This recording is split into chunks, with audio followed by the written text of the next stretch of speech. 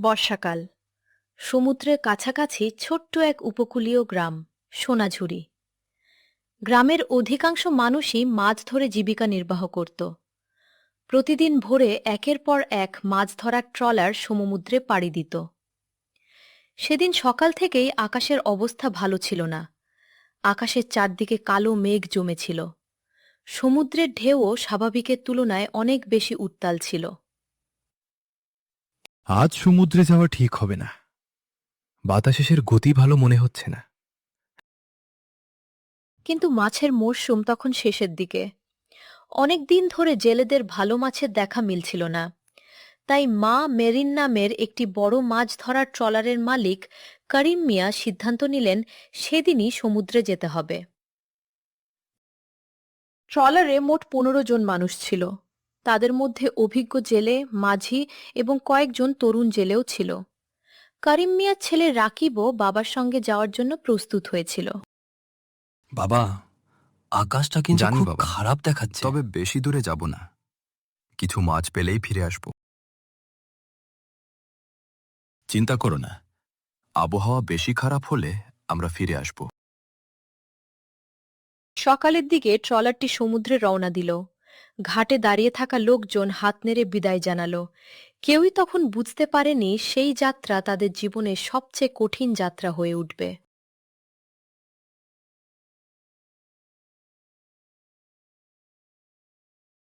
প্রথম কয়েক ঘন্টা সবকিছু স্বাভাবিকই ছিল। ট্রলারটি ধীরে ধীরে গভীর সমুদ্রের দিকে এগিয়ে চলল। জেলেরা জাল ফেলল। কিছুক্ষণ পর জালে বেশ কিছু মাছও উঠল। আজ মনে হচ্ছে ভাগ্য আমাদের সঙ্গে আছে। খুব বেশি আনন্দ করো না, ওই মেঘগুলো ভালো লক্ষণ নয়। দূরে তখন কালো মেঘের বিশাল স্তর দেখা যাচ্ছিল। কিছুক্ষণের মধ্যেই বাতাসের গতি বাড়তে শুরু করল। বাবা, আমাদের কি এখনই ফিরে যাওয়া উচিত নয়? করিম মিয়া এবার চিন্তিত হয়ে পড়লেন। তিনি আকাশের দিকে তাকিয়ে পরিস্থিতি বুঝতে চেষ্টা করলেন। সালাম, ট্রলার ঘুরিয়ে দাও।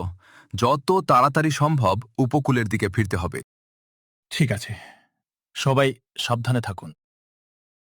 সালাম মাঝি ইঞ্জিনের গতি বাড়িয়ে দিলেন, কিন্তু সমুদ্রের আবহাওয়া দ্রুত বদলে গেল। প্রবল বাতাসের সঙ্গে শুরু হলো বৃষ্টি। ঢেউ একের পর এক ট্রলারের গায়ে আছড়ে পড়তে লাগল। ট্রলারটি প্রচণ্ডভাবে দুলতে শুরু করল। সবাই সাবধানে থাকো, জিনিসপত্র শক্ত করে বাঁধো। সালাম মাঝি ইঞ্জিনের গতি বাড়িয়ে দিলেন, কিন্তু সমুদ্রের আবহাওয়া দ্রুত বদলে গেল। প্রবল বাতাসের সঙ্গে শুরু হলো বৃষ্টি। ঢেউ একের পর এক ট্রলারের গায়ে আছড়ে পড়তে লাগল। ট্রলারটি প্রচণ্ডভাবে দুলতে শুরু করল। সালাম মাঝি ইঞ্জিনের গতি বাড়িয়ে দিলেন, কিন্তু সমুদ্রের আবহাওয়া দ্রুত বদলে গেল। প্রবল বাতাসের সঙ্গে শুরু হলো বৃষ্টি। ঢেউ একের পর এক ট্রলারের গায়ে আছড়ে পড়তে লাগল। ট্রলারটি প্রচণ্ডভাবে দুলতে শুরু করল। হঠাৎ একটি বিশাল ঢেউ ট্রলারের এক পাশে আঘাত করল। ট্রলারটি একদিকে প্রচণ্ডভাবে কাত হয়ে গেল।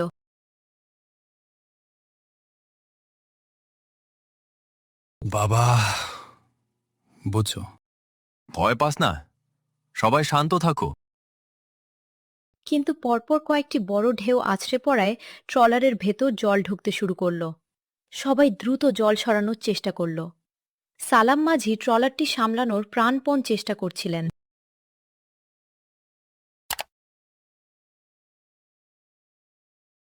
ইঞ্জিনে সমস্যা হচ্ছে।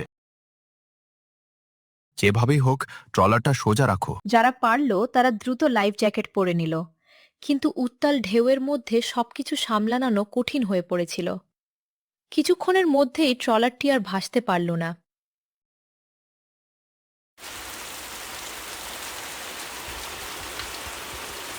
মানুষ সমুদ্রের বিশাল ঢেউয়ের মধ্যে পড়ে গেল।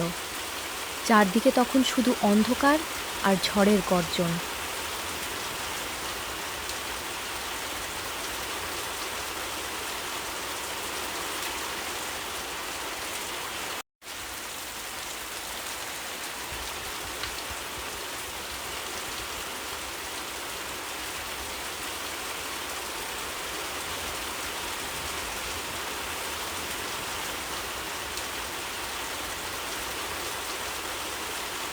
কেউ কাউকে ছেড়ে যেও না। উপকূলে তখন রাত নেমে এসেছে।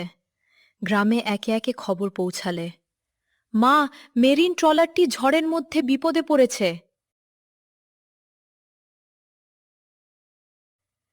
ঘাটে মানুষের ভিড় জমে গেল।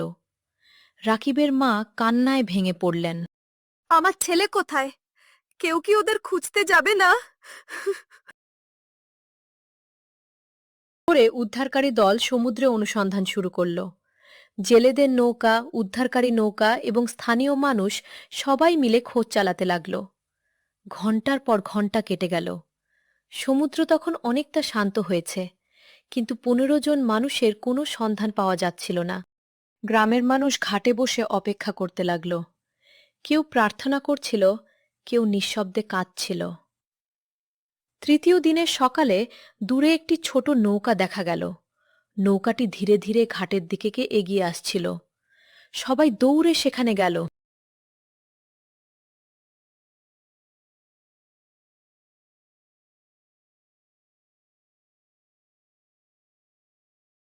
আপনারা কি মা মেরিন ট্রলারের কাউকে দেখেছেন? ঝড়ের রাতে আমরা সমুদ্রে ভাসমান একটি ছোট ট্রলার অংশ দেখেছিলাম, কিন্তু সেখানে কাউকে খুঁজে পাইনি।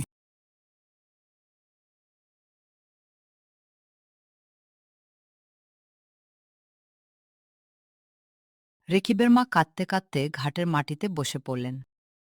আমার ছেলেটা কি ফিরবে না? কেউ তার প্রশ্নের উত্তর দিতে পারল না। ছি। অনেক দিন ধরে উদ্ধার অভিযান চলল, কিন্তু 15 জনের মধ্যে কারো সন্ধান পাওয়া গেল না। সমুদ্র তাদের কোথায় নিয়ে গেছে কেউ জানতে পারল না। সোনাঝুরি গ্রামের মানুষ আজও সেই ঝড়ের দিনটি ভুলতে পারেনি। ঘাটে দাঁড়ালে অনেকেই দূরে সমুদ্রের দিকে তাকিয়ে থাকে। কেউ কেউ বিশ্বাস করে হয়তো কোনোদিন সেই 15 জন ফিরে আসবে। সেই ঝড়ের দিন সোনাঝুরি গ্রামের মানুষের মনে চিরদিনের জন্য একটি গভীর দাগ রেখে গেল। একটি ট্রলার, 15 জন মানুষ এবং সমুদ্রের বুকে হারিয়ে যাওয়া এক অসমাপ্ত যাত্রার স্মৃতি। শিক্ষা: প্রকৃতির সতর্কবার্তা কখনো উপেক্ষা করা উচিত নয়। বিপদের সময় সতর্কতা, প্রস্তুতি ও সঠিক সিদ্ধান্ত জীবন রক্ষা করতে পারে। আমাদের চ্যানেলে নতুন মজার মজার গল্প পাওয়ার জন্য অবশ্যই লাইক, কমেন্ট এন্ড সাবস্ক্রাইব করুন।